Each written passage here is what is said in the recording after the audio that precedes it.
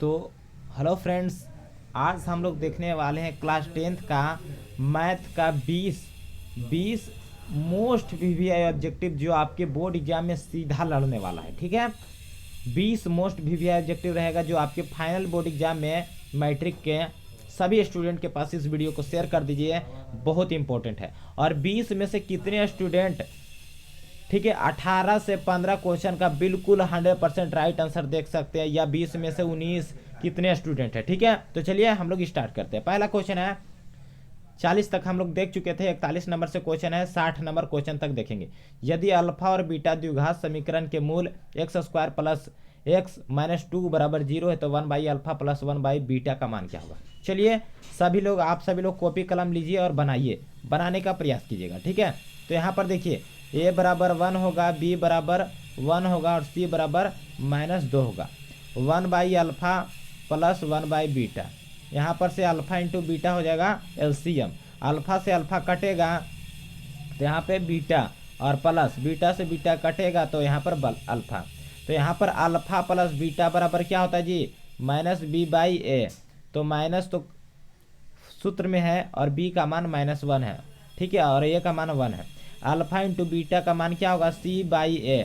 तो c बराबर कितना है, -2 है, c बराबर -2 है। तो यहाँ पर अल्फा और बीटा का मान कितना आया, तो -1 आया, और अल्फा इंटू बीटा का मान कितना आया, तो -2 आया। माइनस से माइनस कटेगा तो यानी 1/2 इस क्वेश्चन का बिल्कुल 100% राइट आंसर होगा। ऑप्शन नंबर ए इस क्वेश्चन का राइट आंसर है। सभी को समझ में आया होगा, उम्मीद है। चलिए अगला क्वेश्चन है, 42 नंबर क्वेश्चन आप सभी लोग के सामने है। बनाइए आप सभी लोग और बताइए। यदि बहुपद x² - 2x + 5 बराबर 0 के शून्यक a और b है तो a b का मान क्या होगा। यहाँ से देखिए a बराबर 1 होगा, b बराबर -2 होगा और c बराबर 5 होगा। ठीक है, तो यहाँ बोला अल्फा इंटू बीटा का मान, ठीक है, तो अल्फा इंटू बीटा c/a होता है। c का मान कितना है जी, 2 है, और a का मान कितना है, 1 है, यानी 2 इसका बिल्कुल यहाँ पे हो जाएगा। ठीक है, क्या होगा, 2 इस क्वेश्चन का बिल्कुल राइट आंसर होगा। c/a सॉरी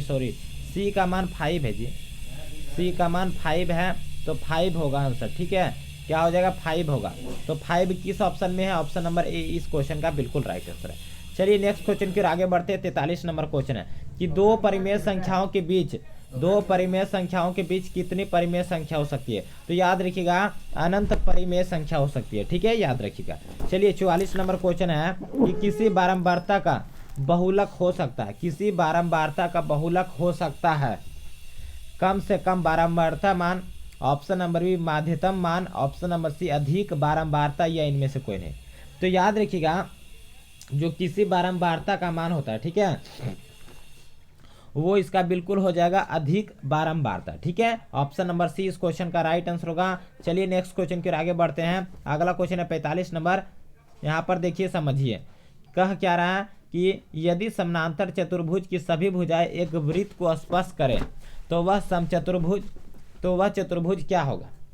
ठीक है, यहाँ पर देखिए एक समानांतर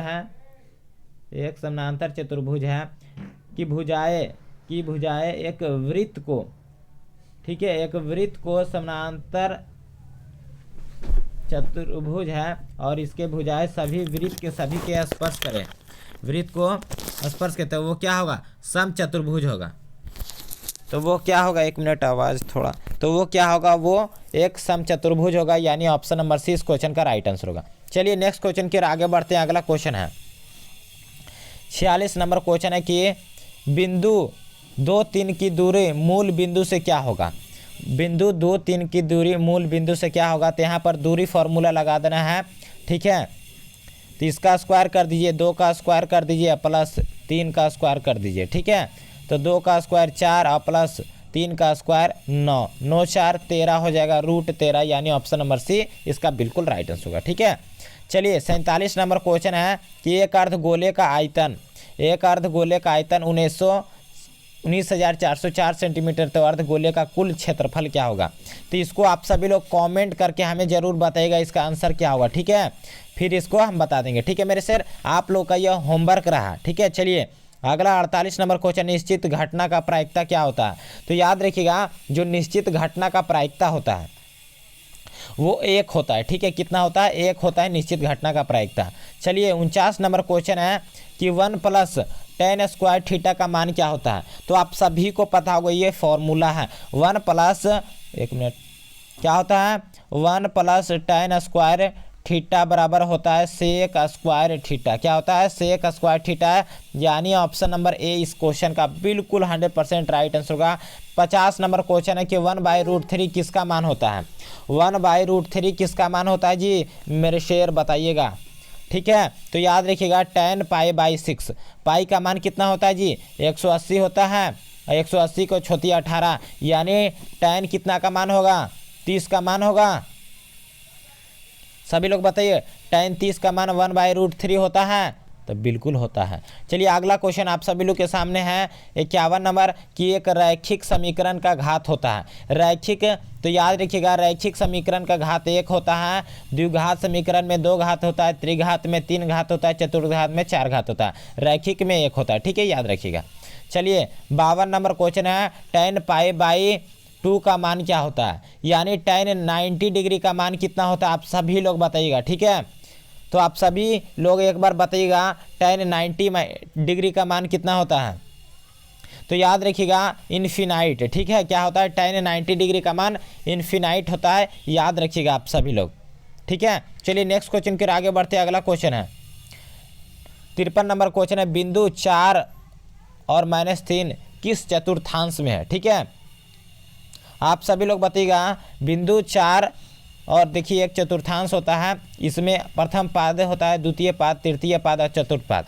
इसमें माइनस और प्लस होता है, इसमें माइनस और माइनस होता है और इसमें प्लस और माइनस होता है। ठीक है, तो यह किस पाद में है? आप सभी लोग देखिए प्लस है और माइनस है, तो ये याद रखिएगा बिल्कुल बिल्कुल सभी स्टूडेंट का आंसर आ रहा है जी चतुर्थ पाद में। ठीक है, क्या है? चतुर्थ पाद, इसका बिल्कुल ऑप्शन नंबर डी हो जाएगा मेरे शेर। चलिए 54 नंबर क्वेश्चन है कि वृत्त के केंद्र पर बना कोण होता है?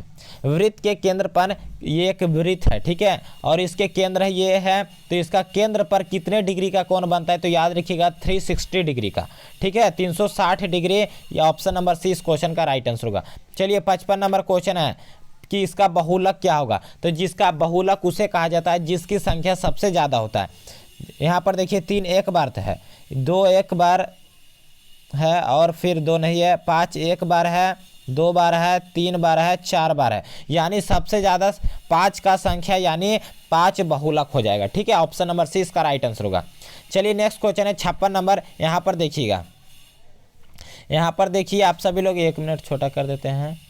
क्या कर रहा है कि 56 नंबर त्रिभुज ABC में AB और AC के मध्य DE, देखिए ए त्रिभुज A और B और C है, त्रिभुज ABC में AB बोल रहा है क्या? AB जो है AC के मध्य बिंदु AD है, D है एवं E इस प्रकार है कि DE।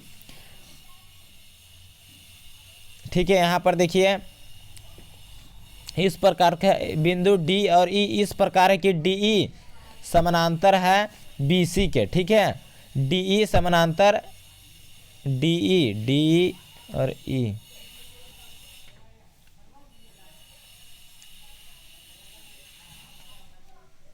तो देखिए यहाँ पर समझिए फिर से कि क्या करा है, त्रिभुज A और B और C है, A B और C है।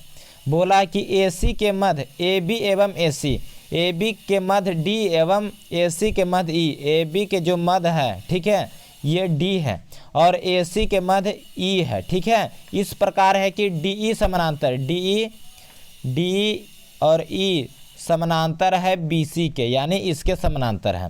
तो BC 8 सेंटीमीटर है, तो बोला है इसका मान क्या होगा, यानी DE का मान। तो याद रखिएगा जब इसका आधार 8 है तो ये आधा इसका हो जाएगा, यानी ये 4 सेंटीमीटर होता है। ठीक है, ऑप्शन नंबर सी इस क्वेश्चन का बिल्कुल 100% राइट आंसर हो जाएगा, याद रखिएगा। ठीक है, चलिए नेक्स्ट क्वेश्चन की ओर आगे बढ़ते हैं। 57 नंबर क्वेश्चन है कि क्या बोला है? 57, एक सिक्का को उछालने पर एक चित आने की प्रायिकता क्या होता है? तो याद रखिएगा एक सिक्का में हेड और टेल होता है। ठीक है, क्या होता है? हेड और टेल। जब एक सिक्का को उछालेंगे यानी चित बोला है, ठीक है, यानी हेड आने की प्रायिकता।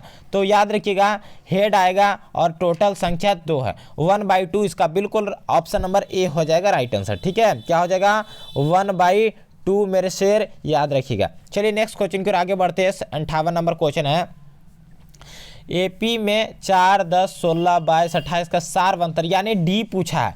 तो दूसरा पद में से D2 - D1, दूसरा पद में से पहला 10 में से 4 जाएगा तो कितना बचेगा 6, दूसरा पद में से पहला पद को घटाना होता है, यानी ऑप्शन नंबर 20 का बिल्कुल राइट आंसर होगा।